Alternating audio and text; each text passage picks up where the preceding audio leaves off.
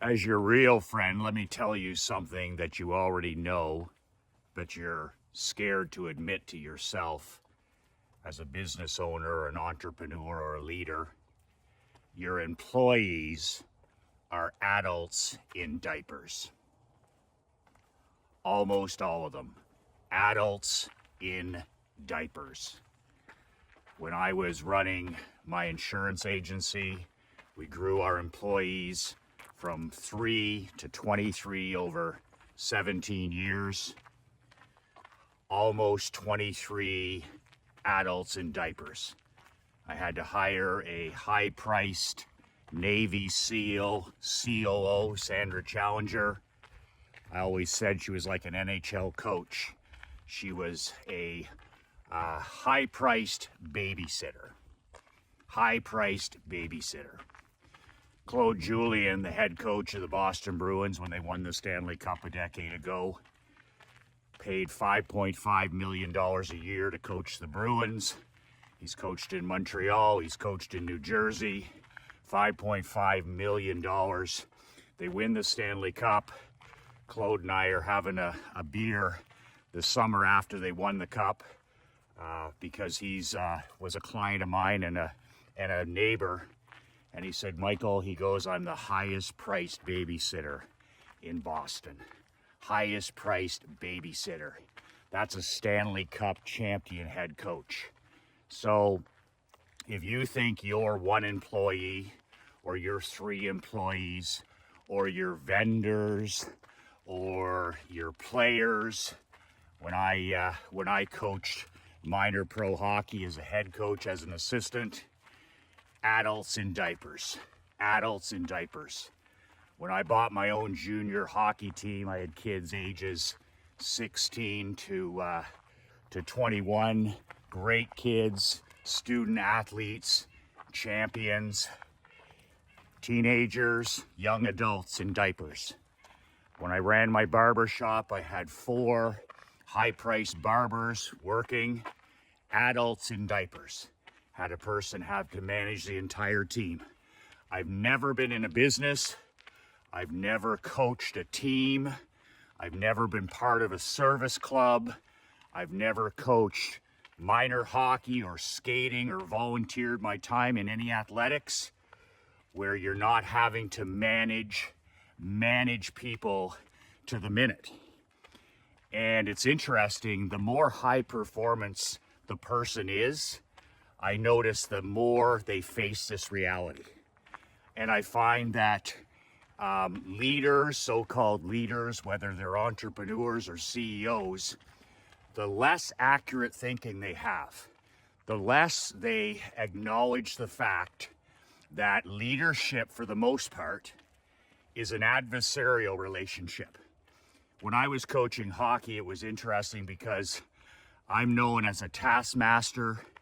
My coaching, I emulate coaches like Vince Lombardi and Nick Saban and Bill Belichick and Scotty Bowman. And it's interesting, after all these years, I coached hockey at all levels for almost 21 different seasons. And the number one thing that my players would say after playing for me for 4 years or even 1 season, they would say, you know, Coach, I'm so glad that you made me a better player and a better man without pretending to be my BFF, my fake friend, my fake, BFF. He said, like, all these elite players, winners want to win, but they also want to be told the truth. And Nick Saban says that best when he says, average people and average players, they want to be left alone. Average, ordinary, and mediocre players, employees, athletes, they want to be left alone. They want to hide in plain sight. Mediocre people want to hide in plain sight.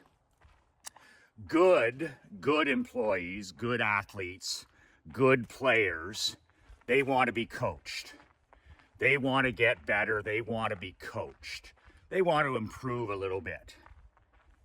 and high performance people, top 1%ers, champions, contenders, kings, queens, the best of the best, they want to be told the truth. Whether they're an employee or an athlete or even a friend, the best of the best, badass top 1%ers want to be told the truth. So I always went into business understanding that I'm fighting human behavior. And this is how I was able to increase our productivity by 300%. I'm underestimating that, but I'll go with 300%. But we also increased our net bottom line profits.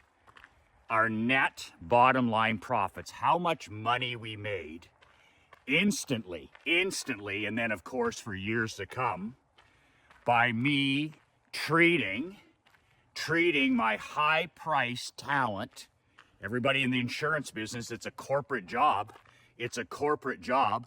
People are dressing up, they're coming, they're working in an air-conditioned environment in the summer. They're working, 8 to 5. They've got benefits. They've got everything you can imagine. Adults in diapers. And this one decision that I made about my 4th year in the business. And I was young and I was naive. And I said to my COO, Sandra Challenger at the time, I said, when I walked through the office, and there was about 15, 17 people at the time. We were on our way to 23 people. And I said, I see a lot of people on their cell phones, whether it's taking a quick peek, pulling it out of their briefcase, pulling it out of their purse. So Sandra and I agreed, I'm going to have one of my infamous stand-up meetings, and I'm going to tell these professionals that are making great money in a small community, one of the jobs to have, white-collar job in a small community where you're treated like a pro. So I had one of these stand-up meetings, 3-4 minutes long, and I had everybody upstairs in the kitchen area, and I said, from this day forward, no cell phone use on company time. And this is going back, before we're dealing with what we're dealing with today. There wasn't nearly as much anti-social media. You weren't dealing with TikTok. You weren't dealing with YouTube to the degree it is now. You're not dealing with, the digital addiction, the iPhone junkies, all that stuff that you nowadays.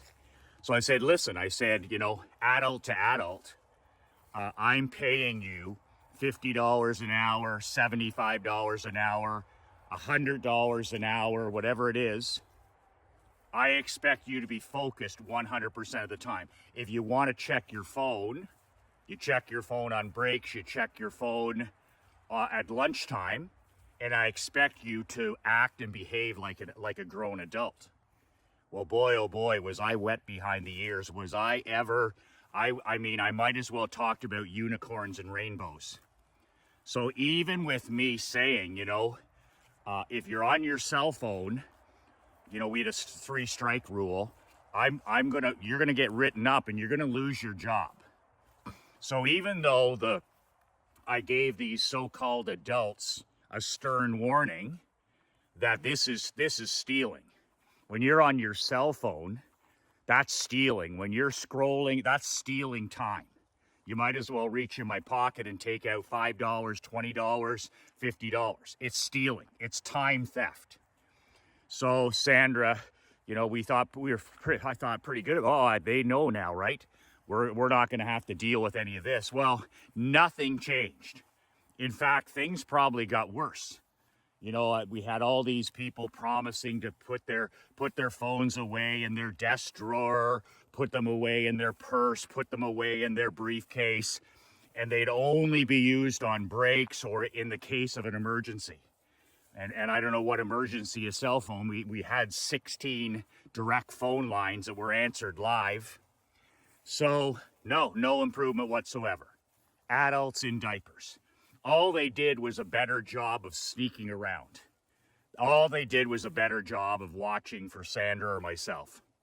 So lesson learned, adults in diapers. I went through this. I went through this in the barbershop business. I went through this in the hockey business. I went through this in the insurance business. Trusting people to behave as professionals and adults. It's childish on my behalf.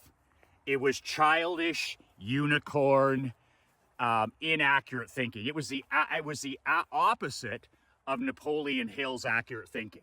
I was living in fantasy land, that these grown adults or these hockey players or these professional barbers would behave, would be able to, fight the addiction of technology, of social media, and just perform as a grown adult, a mature professional adult. Absolutely, I was on planet delusional. So after a couple more weeks of this where nothing changed, I said to Sandra, I said, okay. I said, put together a one-page contract, a cell phone contract, social media contract. This is going back 10 years. We were ahead of the game. And I said, everybody's going to sign it. 20 people are going to sign it, whatever number we had.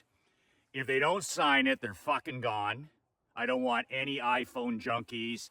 I don't want anybody with digital addiction working here. And we put it together, and I said, everybody's going to sign this. And then I said, I'll have another stand-up meeting. Everybody turns in their cell phone when they walk in the door at 8 a.m. Everybody can reclaim their cell phone at lunchtime. And then they hand it back in after lunch. So in other words, I'm taking the phones away. Play fucking time is over. I got $1 million payroll. Playtime is over. Adults in diapers. Playtime is over. So I'm worried about profitability. I'm running a business here, not a fucking soup kitchen. I'm not running a not-for-profit. I'm not running a halfway house. I'm not running a group home. I'm going to take the phones away. Adults in diapers. Well, I got to tell you, every single person signed the contract immediately. And the next day, when everybody would walk in the back door at, 7:45 or whatever, they had to go upstairs and they had to hand in their phone to my financial officer, whose office was on the second floor beside mine. And she had all the phones out on her side table. 23 phones. Adults in diapers. And literally, these people, these high-paid professional people, would then come back at lunch, and like children, they would, it's almost like, it's like an addiction to tobacco or drugs or anti-social media. And these people are working on 2 and 3 screens all morning, right? The insurance business. And they come up at 12 noon or 1 o'clock for lunch, and they reclaim their smartphone. And they keep it for an hour, and they scroll, they screen, they whatever the fuck. It's none of my business. None of my business, because I'm not paying them at lunch. And then after their hour, they bring it back up, adults in diapers, and they give it back like a fucking child, an addicted child, and Susan would keep them until the end of the day. Literally no different than smoke breaks, no different than addiction to drugs or alcohol, probably worse. And I was amazed how people, not all of them, would spend 8 hours on screens in their job, and instead of going for a walk at lunch outside in nature, some of them did, most of them would just sit upstairs in the kitchen, eat their lunch, and scroll for 45 minutes. You imagine? Adults in diapers. None of my business. Scroll. I don't give a shit either way. But when you're on the clock, you're not stealing from me. So we controlled the controllable.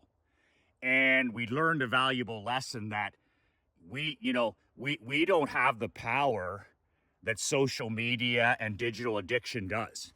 I was so foolish to think that grown professional adults could overcome this addiction. And that's where I learned how powerful, Steve Jobs had built these things, smartphones. He had some of the most intelligent people in the world going to work every day to build this toy that literally was like having a movie theater, having your television, having all the entertainment you could ever imagine in your hand. And I thought I could compete with that. I thought that I could discipline people. No. You have to take it away. Whether it's your kids, whether it's your students, whether it's your athletes, whether it's your employees, whether it's having lunch with a friend, whether it's a Christmas party, if you don't take these gadgets away, you don't have a hope in hell. That's how strong the addiction is. You don't have a hope in hell. So when we took the phones away, I've never had this kind of positive impact in a business in my life. It's like we went from Zombieville, like walking around mentally ill, distracted, tired, fatigued, to an army, 23 employees who are completely dialed in. There's no more bings, there's no more tweets, there's no more dings, there's no more interruptions. People are just dialed into the job they got to do. Can you imagine a business as serious, let's say, as the insurance business, where you're protecting people's stuff? Like, you're protecting the assets that they've worked their whole life for. Their home, their vehicles, their fucking life. And you've got most offices, bing, bing. Oh yeah, look at this video. Like, people literally distracted, literally scrolling, doing everything and anything but what they're supposed to do. And what happens when you're distracted? Mistakes. And in the insurance business, mistakes can ruin a person's life. So I was proud of this brass balls decision. And it literally, that 9-minute meeting I had up there when I said, that's it, you hand in your phones or hand in your resignation, literally that increased our bottom line profits instantly. That week, the next month, the year, by 30-some%. I think it was 31, 32%. And how couldn't it? How couldn't it? You now have 23 people that are dialed in versus distracted. You have 23 people that are focused on the job at hand, service and sales, versus people who were like thinking about this, having their kids call, watching, like, just insane. And then we had a rule with the kids. If their kids had to talk to them, they had to call main reception, and I monitored every call, right? So all of a sudden, the kid's not calling 11 times a day because I'm monitoring it. And I would say to one person, like, there'd be this one girl, and I'm like, your fucking kid called 6 times today. Was he in a car crash? Like, what the fuck? And then all of a sudden, that stuff ends. If it's a serious situation, by all means, pick up. But we're a busy business. We got 16 lines. And my receptionist would come to me and they're like, Michael, we took 6 fucking calls for Mummy in the back. So I'd go see Mummy in the back. And I'd be like, what's this? Is this playtime? Because if your kid's in such distress, maybe you should step aside and go fucking home. And we cleaned up all that. We were averaging 340 calls a day. My receptionists were taking 3 and 4 calls at a time. They didn't have time for playtime to take calls from Mummy and Daddy. Oh, I'm just letting you know I'm just heading on the bus now. I'm just letting you know I'm heading to football practice. All that's horseshit. It all went away. Profits up 31%. Productivity up 300 times. I'm embarrassed to say that my productivity went up 300%. Oh, guess what, by the way? We worked for 5 years to win a Barclay Cup hockey championship. They said it couldn't be done. I took the phones away. I took the phones away and put lockers in, 21, 22, 23 lockers. And guess what we were able to accomplish within 24 months? We won our first Barclay Cup in 23 years. We were the only team in our league. These kids are 17, 18, 19, 20 years old. Can you imagine how we loaded the deck in our favor, how we stacked the deck? It's like we had 2 extra players on the ice Because when my guys were at the rink, whether it was practice, whether it was video, whether it was the weight room, whether it was game night, we took the phones away. So my guys are like dialed in, a teenager dialed in, versus the team we were playing a bunch of tomato cans. These kids on the other team are texting during the in-between intermissions. They're everywhere. They're goldfish, right? And my guys are dialed in. So that's I always say that's one of the major reasons we won the Barclay Cup in 2019. We took away the phones. So adults in diapers, you can do what you want with this, and you can be naive like I was, and you can, unicorns and rainbows and think people are disciplined and people do the right thing. Adults in diapers, okay? I have put in lockers at the barber shop. Phones had to be put away. I put in lockers in our locker room at the hockey with my hockey team. We won a championship. I took all the phones away in the insurance business. When I run my live masterminds, I got one upcoming on the 29th and 30th in Orlando. If you're interested, you can comment below, Orlando Mastermind. I got 2 seats left. My masterminds that I put on for 10 years, no phones, no laptops, no technology, pen and paper for 2 solid days. You want to check your messages, do it on break or on lunch, but literally controlling the controllable and understanding, I don't care how successful the person is, adults in diapers. That's how powerful technology is, and it's designed to do that. Steve Jobs warned us about that. He's like, that's why I don't let my kids anywhere near it, he said. That's why Zuckerberg goes, I don't let my kids near any of the shit that I designed and built. That's all the high tech kings and queens. Their kids in Silicon Valley, they all go to schools where it's pen and paper. They all go to these private Montessori schools like my kid does, where there's no tech. They don't have any pads, they don't have any phones, they don't have any gadgets, because they understand the poison that they've designed. They understand the rat poison that it is. So if you want to increase your productivity, if you want to increase the productivity of everybody in your world, and you want to make a ton more money, whether you have 1 employee or whether you have 23 employees or whether you have 15, just take the phones away. Adults in diapers. And don't make the mistake that I made. Don't make the mistake that I made thinking that people will be professional and they'll do the right thing. The addiction's too strong. The addiction is too strong. So that's a secret weapon that you can, honest to God, it's a superpower. My focused hockey team was a superpower. My focused insurance agency was a superpower. My focused barbershop was a superpower. Speaking of superpowers, I got 2 seats for my upcoming Orlando Mastermind on the 29th and 30th. If you want a seat at the table, if you want a mental kick in the pants, or maybe you're in a slump or a funk and you need a mental kick in the pants heading into a brand new year, it's $2,500 for the 2 days. That's your meals. I got Doberman Dan coming in.